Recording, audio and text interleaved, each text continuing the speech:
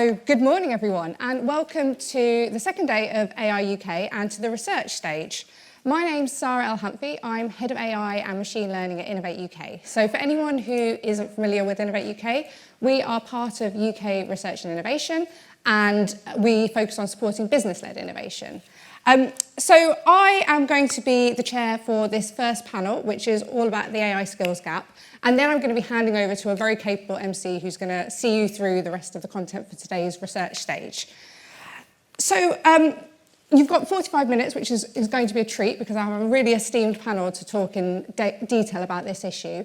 From my perspective, I've been very passionate about digital inclusion and diversity in STEM for my entire career. And one of the programs that we run at Innovate UK is called Bridge AI, which is all about stimulating the adoption of AI into a number of sectors by looking at how we can address some of the barriers to adoption. So obviously, one of those barriers is AI skills. And with the panel, we're going to be delving into some of the challenges and disparities in opportunity for different communities and regions across the UK. Some of those exemplars of things that are happening in different regions and nationally that we can learn from. And also how we can work collectively, and I think this is probably the most important, to ensure that we have a workforce and a society that can not only leverage the benefits of AI, but is able to mitigate against the risks.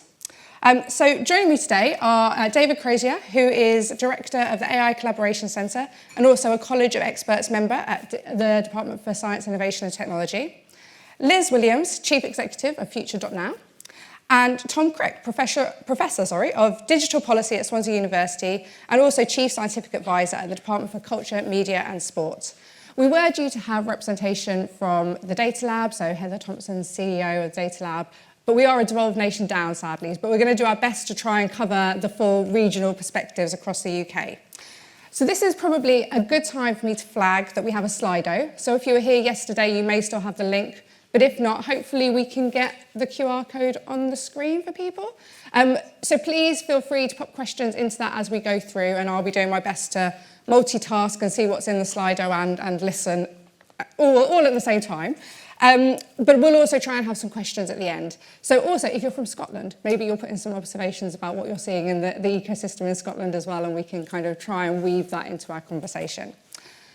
But I'm going to hand over to our panel for more in-depth discussions. If we just go along left to right for introductions, please. Hello, everyone. So as Sara said, I'm a Professor of Digital Policy at Swansea University and Chief Scientific Advisor at DCMS. I guess I'm probably going to give the Wales picture, which is going to have nothing to do with my DCMS role, but more sort of, I guess, substantially having led all of the science and technology curriculum reform in Wales over the past 10 years. So what does that kind of I mean, certainly AI skills, but kind of computer science curriculum reform, having a digitally competent and capable citizenry, and what's the kind of Welsh sort of specific strengths and opportunities, and to kind of feed into the conversation. So looking forward to it. That's great. Hi, I'm Liz. I'm Liz Williams. I lead an organisation called Future.now. The golden thread of my career is really about people and the role that technology plays in society now. We live in a modern digital society, but unfortunately, the majority of the population don't have the digital skills that they really need to thrive, and certainly with what's happening in terms of the changing workforce. So that's the angle that I'll be bringing today, is talking about what's the reality of where the workforce are today and how do we make sure that they're able to adapt and respond to the changes that are there with nobody left behind in a modern digital society. Thanks, Liz. I'm David Crozier. I'm the director of the new Artificial Intelligence Collaboration Centre. It's a 16.3 million Northern Ireland government intervention. So it's funded by the Department of Economy in Northern Ireland. I'm currently based at University of Ulster, who are the lead delivery partner, but we have a collaboration agreement with Queen's University, Belfast as well. So I have staff who work across both Ulster and Queen's. The Centre's role is to increase the diffusion and adoption of AI technologies across industry in Northern Ireland. So Northern Ireland is quite an SME intensive region of the UK.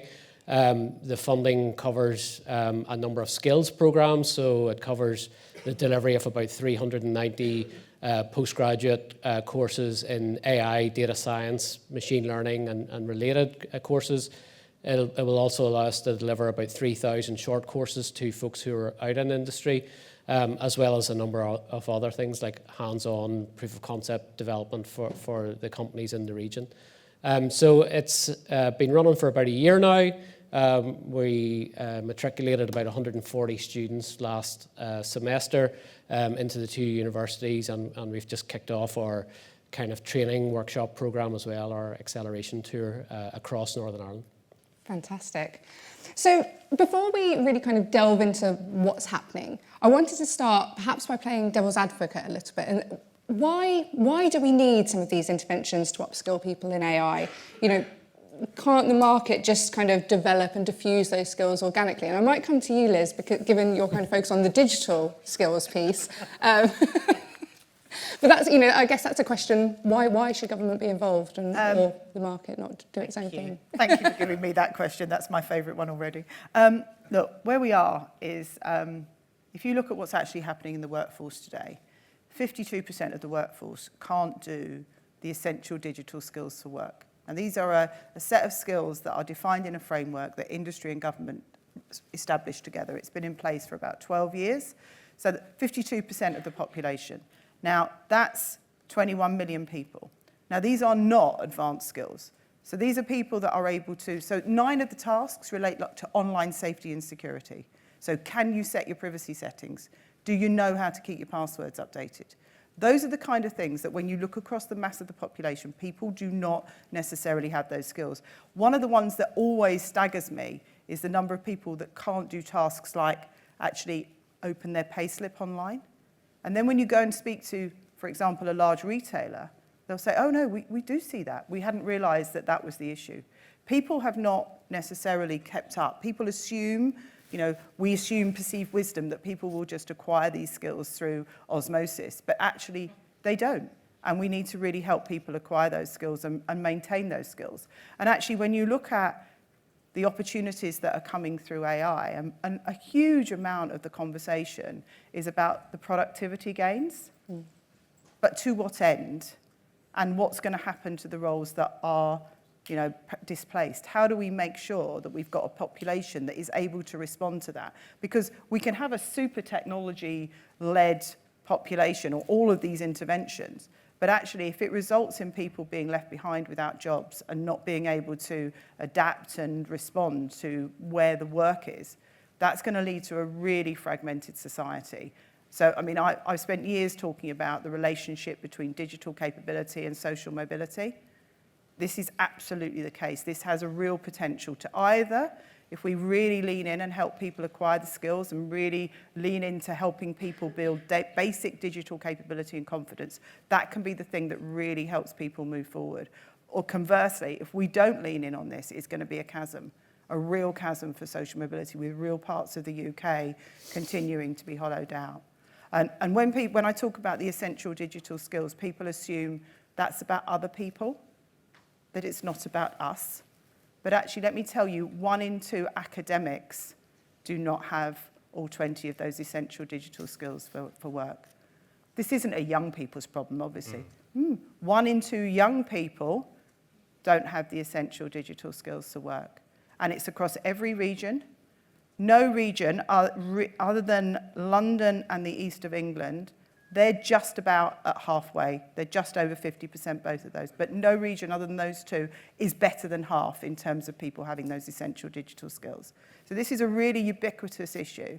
So I think we have to really lean in to helping people build digital capability and confidence and get everybody up to a certain level, because then they can continue. And I think it's about opening a talent pipeline. Yeah. Because if you've got the basics, you can keep building. Yeah, and I think obviously we're talking about AI skills gap today, but that point about the digital skills and also the data skills, that's the foundation of AI. And if you don't have those, you can't then build on to create the AI skills. And I mean, from our perspective, what we're seeing at that kind of national level is there's lots going on, but it's just such a fragmented landscape, and it's very difficult, certainly from a business perspective, and I'm sure it's the same from kind of academic perspective, to navigate actually what's available, but also to identify where are the gaps in that system.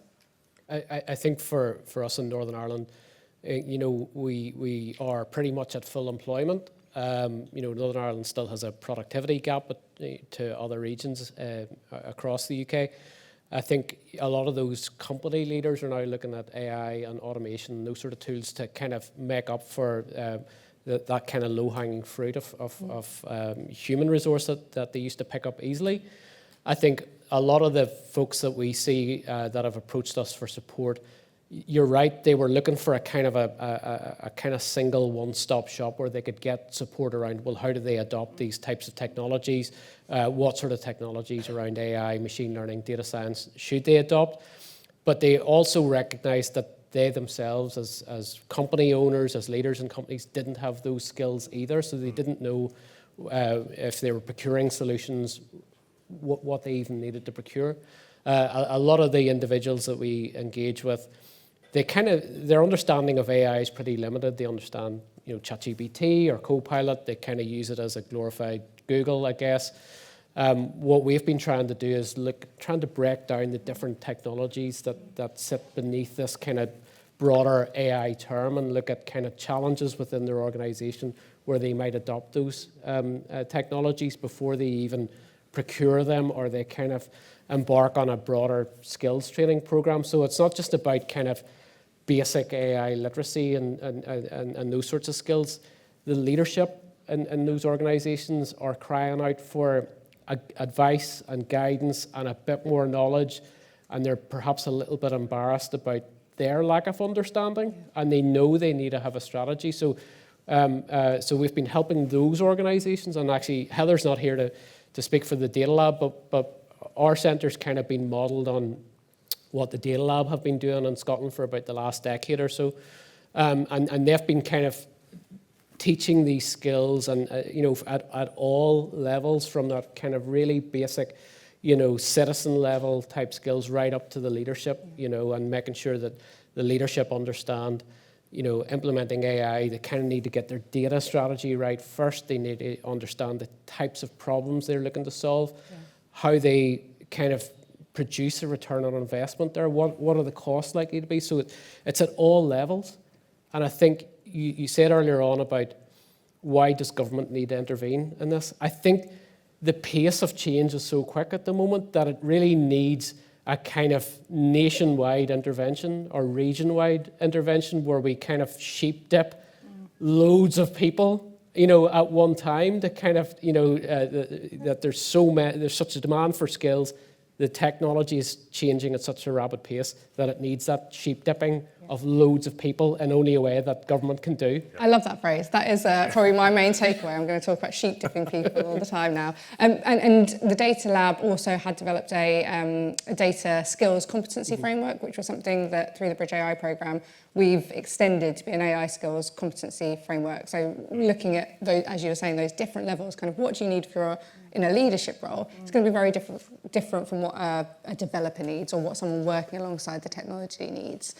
Liz, I just wanted, and I'll let you come in a second, Tom. Liz, I just wanted to, there is lots of questions about what are those essential skills. Presumably that list is on the future.now website. If you want to have a look at future.now.uk, but basically they fall into 5 categories. So it's transacting, communicating, safety, online safety and security. It's those kind of things. They really are the very basics. The other thing I was just going to add on that piece when you were saying about the work that's being done around looking at AI skills from a citizen level, from a worker level, and we're working on that with Turing and with others, as part of that. But we're also looking at how do we make the essential digital skills framework relevant for what's happening now. And what we didn't want to do is we are saying to government it needs to be kept up to date. You need to have industry part of that conversation, of course. But actually it's more important that we get it adaptable quickly. So we're working with Turing at the moment to say, against each of those skill areas, there's task examples.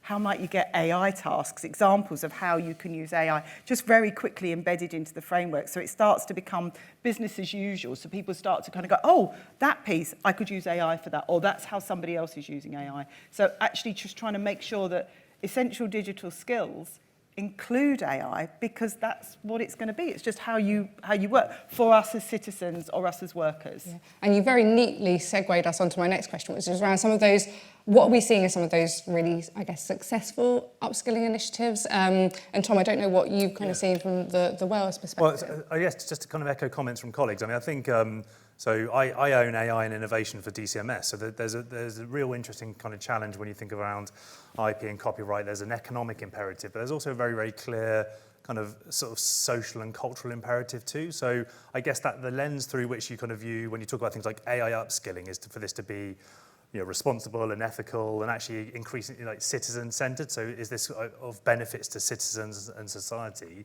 not just through the lens of this will help you get a job, or this is just a pure kind of industry perspective. And I think that's obviously really, really important for the UK and is important for the 4 nations, and there's a regional bit.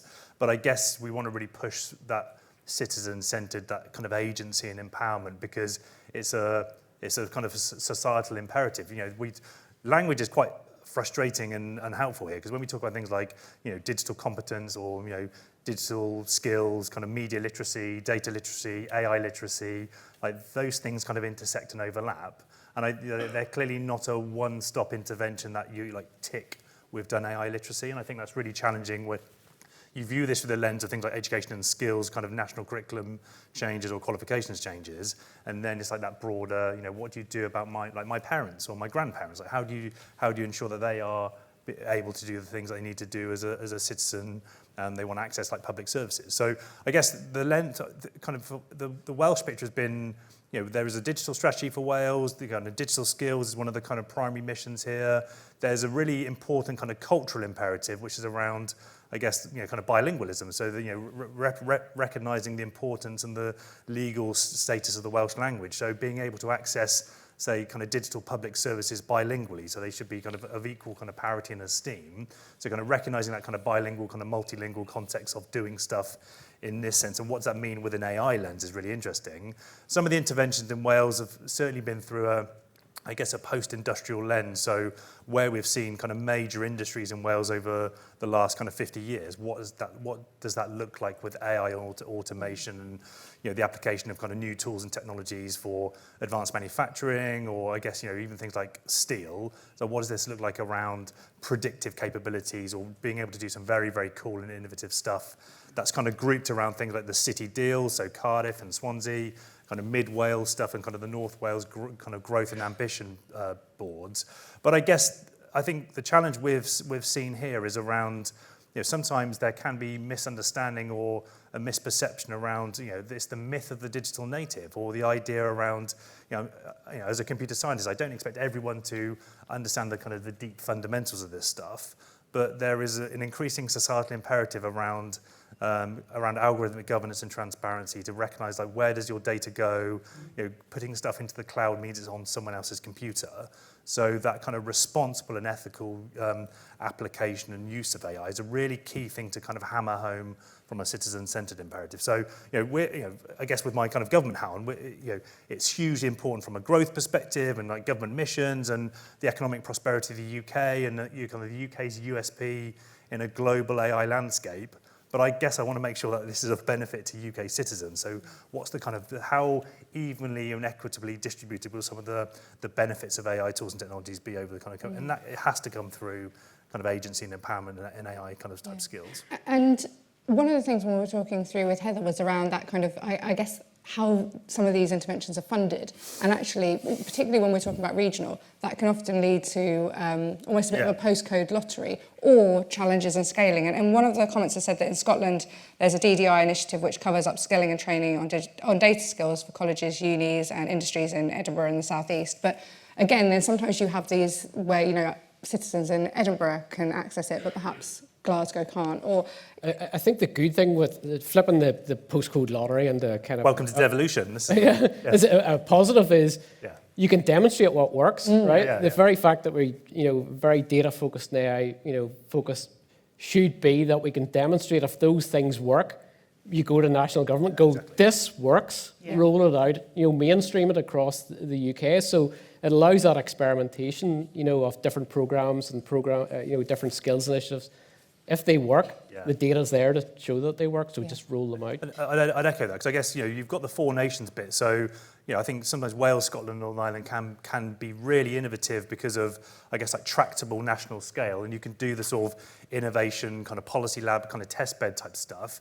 The ability then to scale that more broadly, or the palatability of policy borrowing has always been historically kind of challenging. But I think now with Devo in England, it's really interesting what this looks like on the city, regional, kind of mayoral combined authority level, because that is place-based kind of, the specificity of challenge and opportunity. The intervention in the northeast will probably be very different to the southwest. So kind of how do you, I think, understanding that you will have different approaches to different parts of the UK, but then actually recognising there will be like a sort of heterogeneous landscape for some of these things. So it's definitely not a one-size-fits-all approach. Yeah, and interesting, there is a question on the Slido which is all around actually where there are regions without those combined authorities, Yeah, actually what do we need to do to ensure that those regions don't fall behind when it comes to AI skills? Yeah. I think that's right. I mean, I think the other thing is, I live in an area that doesn't have a combined authority, and I get very upset about it. But I also think we need to really think about how we're embedding into what's already there. I mean, one of the things I talk about all the time is saying we have, for example, a huge amount of energy around apprenticeships. What are the skills that every apprentice should get? And how do we make sure that we're embedding, yes, we need all the labs, and yes, we need extra interventions, but how do we think about what's happening systematically to actually make sure that everybody comes up to those standards? And I just don't think we do enough of that. Yeah, and I think There's something about sharing as well. I guess if Heather was here, we'd be talking about, we've licensed some of the data lab content, localized it for the Northern Ireland market, right? So that we didn't have to reinvent the wheel. We could get our initiative spun up quickly, and build on, what Data Lab had done, their content library. We've localized some of that for the Northern Ireland market while we build up our own team, and some of the team are here. We will be delivering some of our own local content, which may then be shared back the other way, So I think we shouldn't be afraid to borrow bits and pieces of what works between regions and borrow stuff from the national, implement that into the local context. Absolutely, and the technology allows us to do that, I completely agree, and I think similarly, the example I highlighted before about the data labs, data skills for business competency framework, we've adapted that so it's an AI skills for business and built upon kind of the work they've done. So again, so you're not reinventing the wheel. But I guess to your point, Liz, there's a lot that, I don't want to say that's happening by chance, because it's absolutely not. There's a lot of, very strategic discussions and understanding the landscape, but it's not systematic across, So actually how can we design that more effective collaboration between, policymakers, industry leaders, academic institutions, so that across the whole system, that kind of join up is really happening, rather than sort of the slightly more organic relationships that are developing and having really positive outcomes? I'm happy to start off by, I guess there's the thing around, we've already kind of touched upon the sort of the complexity of the system. So it is about kind of multi-level kind of governance and government. So recognising there will be a role for UK Gov, there'll be a role for the devolved governments, there'll be a role for kind of regional structures to make this kind of happen and be effective. I think we've sort of seen, this is not me just kind of espousing the government missions because I work for a government department, but I think it's really interesting to reflect on when we talk about things like kind of grand challenges and wicked issues, it requires interdisciplinary, cross-departmental you need to convene people to solve some of these problems. I think that's a real good example when you look at this sort of stuff. So historically, you'd say, well, this is obviously the Department for Education or the Education and Skills Department to solve this. No, it's not just them. There's an economic imperative. There's a national infrastructure imperative. There's actually, how does this apply to kind of health and social care? So actually, when you think about this through a kind of a cross-government lens or across the kind of portfolio of government, I think that's a really strong way of just saying, well, actually, this is just an education and skills intervention. And when the money stops, this thing will stop. I think if we recognise the importance of, or the potential positive and negative impacts of AI on society, culture, and the economy, I think that's when you have this through the kind of, it's a cross-government approach to make it is sustainable and will have that kind of lasting impact. I think that the cross-departmental thing is important as well. I think also because there's such a clamour for knowledge and information around AI, we've used that as a centre. We've convened a meeting Monday week over in Hillsborough Castle, which is kind of a location where a lot of strategic dialogues happened for Northern Ireland, in the past around the peace process. We're now kind of pivoting that building into something which is more forward-looking. So because we are kind of a government intervention, we have a kind of convening power that maybe other organisations don't have. So I've worked with Helen McCarthy, you're kind of peer in Northern Ireland as Chief Scientific Advisor, and we've got all the permanent secretaries, all the grade 3s, all the grade 5s from the government departments in Northern Ireland into a room together. It's almost like an AI away day for them, right? Where we've convened it rather than head of civil service or whether their kind of line management and said, right, you've been coming to us looking advice and guidance around adoption of AI. Let's get you all in a room, get everything out on the table. Where are the challenges? What are the opportunities? What don't you know? And kind of sheep dip them so that we kind of make them the champions for technology adoption, whether that's in education around skills or an economy around, well, how do they kind of invest in AI technologies and support that, or justice or infrastructure or communities. Get them all in a room so you kind of bust through those silos, But I think, some of us that kind of are semi-independent from government can convene that in a way that maybe government can't even convene it themselves, And I think, we've talked about perhaps those nuances between different regions, but actually different communities as well. There's a lot of these skills which it doesn't matter if you're a government stakeholder, an industry stakeholder or an academic, it's the same. So actually being able to reuse those learnings, that content is, that's vitally important as well. And I mean, just if I give you a bit of a kind of the story of Future.now. So we are focused on closing the workforce essential digital skills gap. But we were really clear that that was a problem that needed to be solved, and how to get business and industry to see and government to see a problem that perhaps they hadn't got eyes on. We were formed in 2020. And going through that process of how do you convene around an issue, how do you get specificity around it, has been fascinating for me as a leader of that organisation to work through that. But in 2023, we published a roadmap, and we said these are the 10 things that we think need to happen to actually improve the workforce essential digital skills. And we talked about what government needed to do, what industry needed to do, and what we needed to do together. But doing that process was exactly the kind of things that you're talking about. So, and I was actually convening conversations between government departments that hadn't actually spoken about these issues previously, and actually consolidating that in with civil society and with what business leaders wanted to say into a document. And everyone goes, oh, that's great, we've now got a roadmap. And we had a really fabulous launch event. Everyone went, it's really great, we've got a roadmap. And I stood up and said, but this is the start of something, because how many documents like this have we all seen? What will happen is it will just gather dust on a shelf. So then what we did was we recognised at that time that actually on digital inclusion, on that part of the conversation, we didn't really have heat from government coming on it. It wasn't a high agenda item. So we said, what could industry do? So we got industry together to say, okay, let's look at these recommendations. Which ones can we advance together? Which ones do we want to advance together? And we spent all of last year working in a series of sprints against the things that industry had prioritised. And that level of specificity is our friend, really getting down and dirty to say, who's going to do what? So the organisation that I lead, I've got Lloyds Bank sitting next to Barclays, Deloitte sitting next to PwC, sitting next to Accenture. I've got small and medium business representatives there, actually all in common cause saying, this isn't good enough in terms of where the workforce are now. We've got Turing sitting alongside going, and we're going to help bring the AI piece in. So how do we build a future fit framework? And how do we get the linkages in there?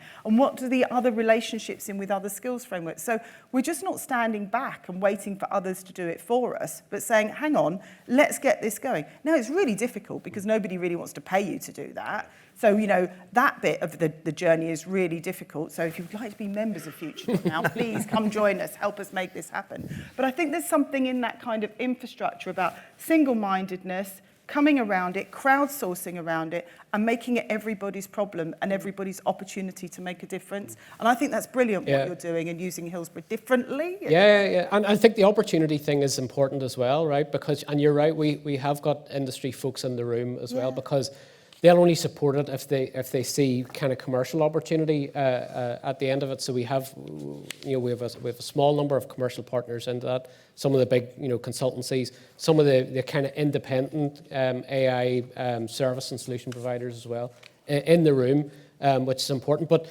kind of serendipitously, we had kind of planned this event. It now, we'd been kind of having conversations, quietly behind the scenes. There's a new office for AI and digital has been announced in the Northern Ireland Programme for Government. They're about to stand up a task force around this. Our event's next Monday.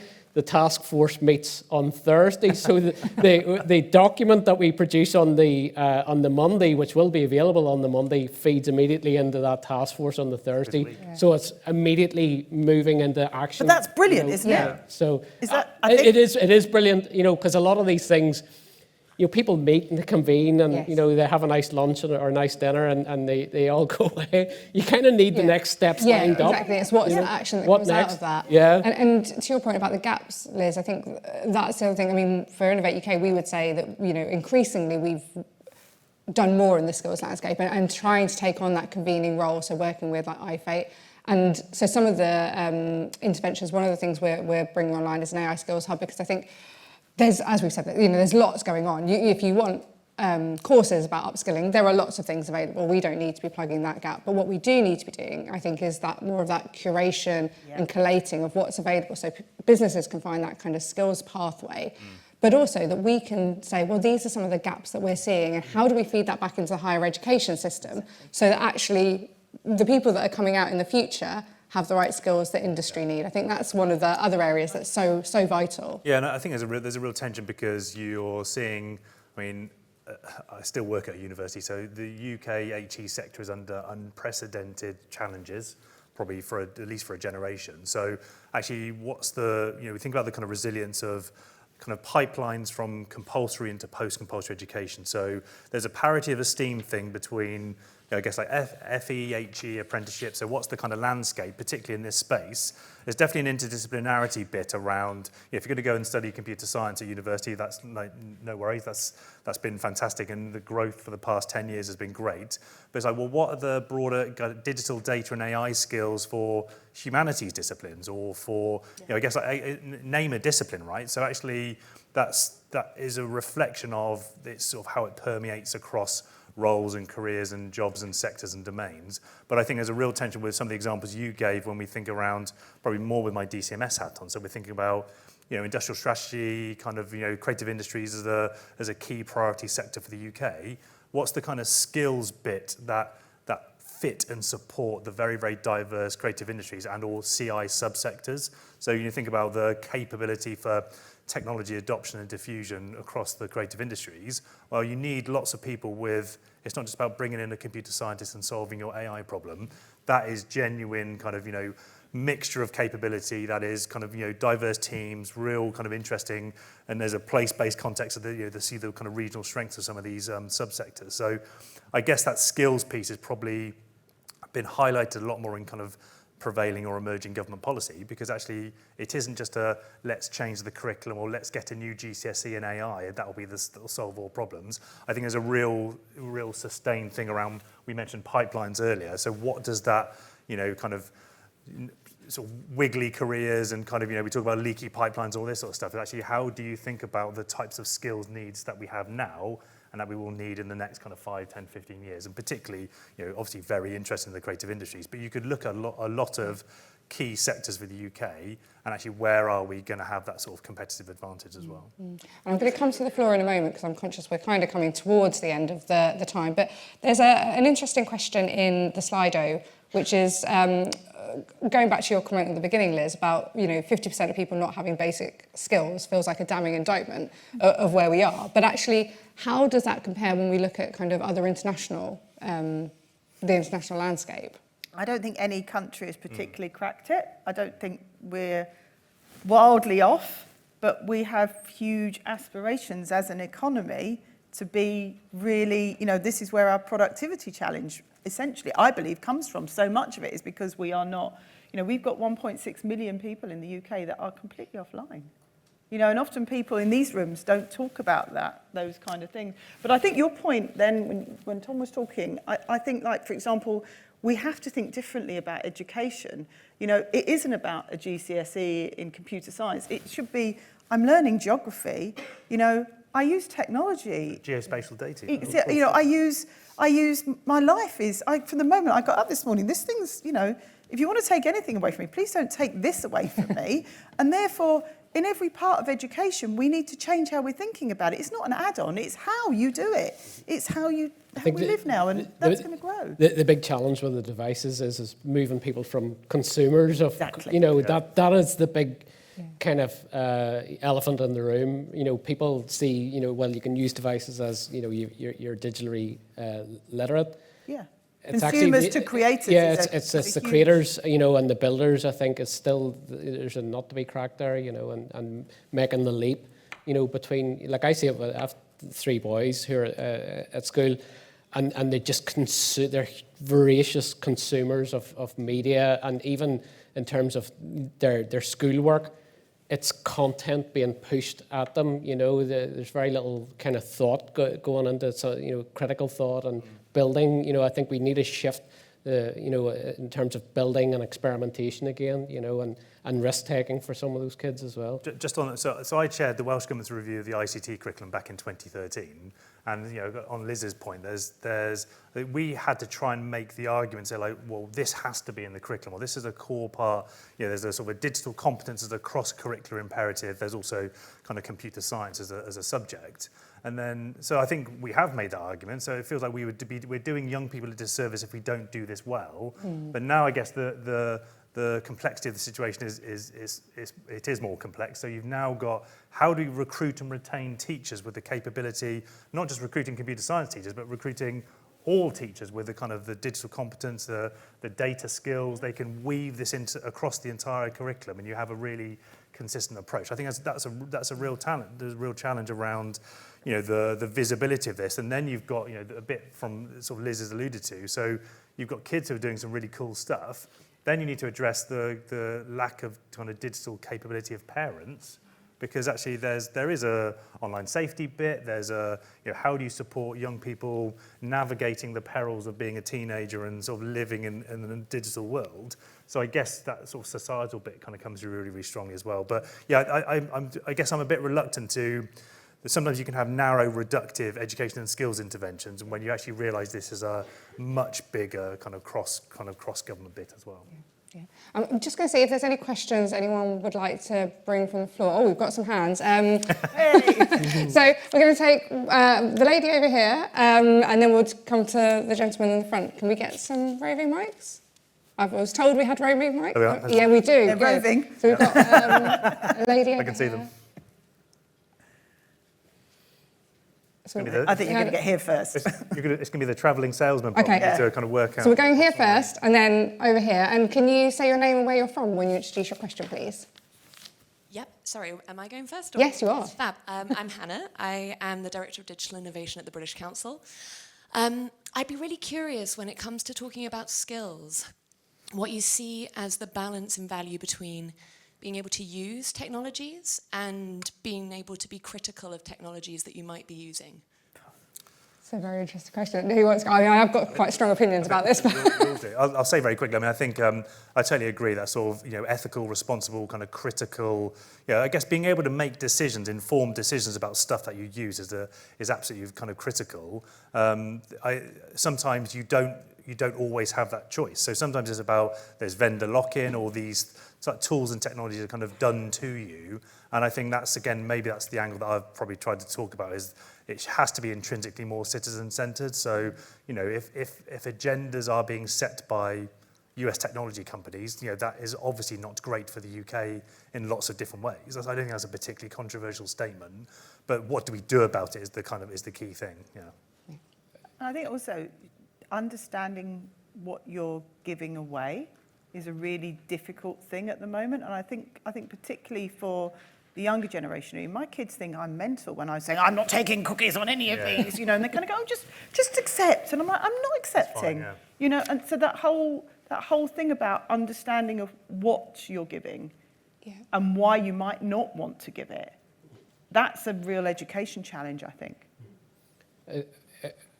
I'll probably plug our new course at Ulster, but I'm based in Ulster University, and we have quite a really strong industry engagement group under the CAB. They had been, looking for individuals. So a lot of the big companies in Northern Ireland looking for kind of companies that are individuals who could sit at kind of C-suite level, that could kind of develop plans around ethics and responsible adoption for AI. So we have spun up a new master's, and it is open for application shortly. But that's aimed at kind of non-technologists to kind of look at these ethical considerations and responsible considerations, not as a kind of a handbrake on the technologists who want to use AI, to make things go faster and more efficient, but to have a more kind of reasonable look at, well, what are the implications of this? What are we giving away if we if we upload all that data into the cloud? What does that mean, around our workforce? If they're not doing that, well, what are we going to do with them? And we have had huge amount of interest in those sorts of individuals that will probably sit at the kind of, alongside the likes of the business information security officers or whatever, that they're kind of I guess Tag, who's just joined me as our head of AI ethics and digital policy, would say the conscience of the technologists. So there's a place for that, and I think if you look at the kind of administration changes in the US, there's this shift from safety to security, and there's all this kind of that going on. I think the UK, you're with the British Council. I guess this could be a point of difference in terms of doing activity in the UK versus the US or other kind of nations around the world, where we're more thoughtful about these things, and it's not just about a handbrake. It's not just about a blocker and doing stuff, that we actually have a reasoned approach to why we implement these technologies. I mean, with 5 minutes left, I'm not sure we've got the time to go into the full geopolitical situation in great amounts of detail. We had a question over here. Yes, hi, morning. Thank you so much. It's been great so far. My name is Mark from Harshlight. In January earlier this year, the World Economic Forum published a report that talked about how the vast majority of jobs would be affected by AI, but 11 in 100 people's jobs would be completely removed. At Harshlight, on the back of that report, we wrote an analysis region by region across the UK, looking at the threshold at which the 8% unemployment rate might be breached, at which point traditional labour market mechanisms start to fail. Does that come within your remit? And if so, what are the policies that are being put in place to solve that problem? We're all looking to Tom. So I guess no, it doesn't per se, but I mean, I think it's absolutely right. We were talking a bit about this before the session started around the kind of the potential disruptive nature of AI tools and technologies across economic sectors, and certainly there's a kind of a regional, place-based aspect to that too. I guess David sort of alluded to the resilience of I guess the agility or resilience of sectors and jobs, and maybe there is governments, broadly defined, need to better understand that the nature of the world of work has changed and will continue to change. So there's a skills bit for us to be able to be competitive and to be able to kind of to take advantage of these tools and technologies. I guess there's a real tension between if certain AI tools and technologies will optimize away jobs or careers, that's hugely challenging, because where are those people going to go? In the same time, for example, the civil service is being pushed really hard with a lot of kind of public accountability, quite rightly, to say, how are you being a modern and innovative civil service and embracing enterprise AI tools? But then essentially that means you'll optimize away people's jobs. So what do you do? So does it free up people to kind of do higher order things, and it gives them more time and they can apply? So you optimize away so I want AI to clean my dishes and do my laundry, not to do all the cool thinking stuff. So does it do that, or is it about we need to remove X% headcount because that's a cost saving?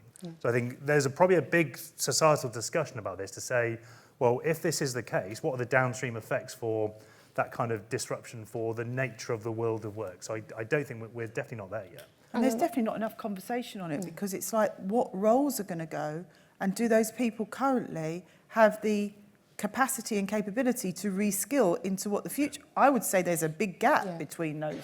And I think there's a real role there for employers to be, get that culture of lifelong learning and be upskilling the workforce, because, it's AI now. You talked about technologies, it could be quantum, but how do we ensure that people are continually adapting to different and I always say, technologies? I regularly say, I'm sorry, I'm a bit forthright on this stuff because I'm going to go like, lifelong learning, it's like buzzword bingo, Yes. What does it actually mean? It's really relevant here. Yeah. If we don't culturally change the way that we feel about technology and upskilling, and, make it so that people are talking about down the pub about what they're doing, then we're really, this is not good, in terms of where people's life chances look like. Have we got time for one more question? I think we probably do. So there was a very strong hand at the back there, so we're going there. It's going to be challenging. Yeah. Oh, sorry, we've run out of time, sorry. We're working as a team to get the mic there in time. I like it. Thank you, team. Appreciate it. Hi, I'm Josh Pantelli from the University of Birmingham, Project Manager for the Institute of Data and AI and the Birmingham Institute for Sustainability and Climate Action, and the Turing Liaison for the University of Birmingham. Very long job title. One thing I haven't really heard much about in this discussion so far is the idea of digital poverty. So, for instance, in Birmingham, 4 years ago, 4,000 families didn't have access to the internet and were reliant on a data phone connection. And there were various schemes all through the country to donate laptops to people so that children could attend online school. It's all very well talking about making sure people have the correct skills, but what if people literally do not have the resources to access the technology financially? 100%. And I'm really glad you brought that into this room, because often those conversations don't get brought into these rooms. So a couple of weeks ago, the government published the Digital Inclusion Action Plan. It absolutely, it's been a 12-year drought in terms of having any strategy from government on that. It talks exactly to devices, to data, to skills, and the fact that we need to build a modern digital society. I'd encourage you to read it. It's light in some areas, but it's a massive move forward. And there is a huge amount of energy on that piece. They're standing up a whole new department over at DC. I mean, I'm not here to be a mouthpiece for government, but actually on this one, we're seeing a massive change. I hope it follows through with money and measurement in terms of where we're trying to get to, but it's certainly not being overlooked. Fantastic. Well, we are at the end of our panel. I believe my panellists are all hanging around for a little while, so if you've got any questions that we didn't have a chance to cover, do please come and find us. There will be a short break now. The stage will resume at 11 o'clock with the next panel, but if you could join me in thanking the panel, and I hope it was helpful. Thank you.